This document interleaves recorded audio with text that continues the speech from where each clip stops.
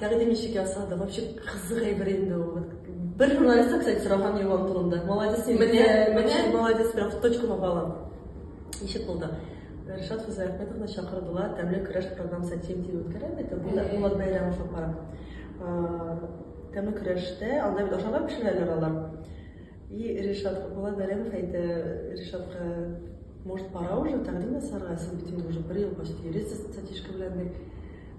Точно, как раз мен сиңа әйтәс идем ди, как раз менә, чтобы бөтен кеше алдында, телевидение алдында, мин хочу әйтергә тәкъдим ясарга.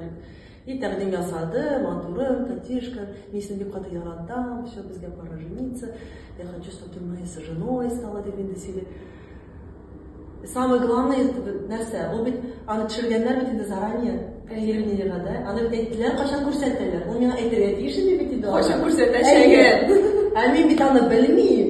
Ул аны, получается, миңа дус кызлар смс-клар язалар, шалтыраталар. Поздравляем тебя, Эльвира. Я говорю, на себя просто, ты ведь замуж выходишь? Я говорю, за кого? За Ришата. Я говорю, кто сказал? Ну вот только что телевизорда күрсәттеләр.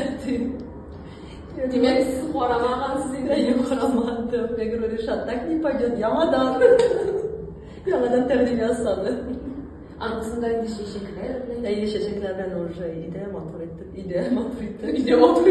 тәкъдим ясады.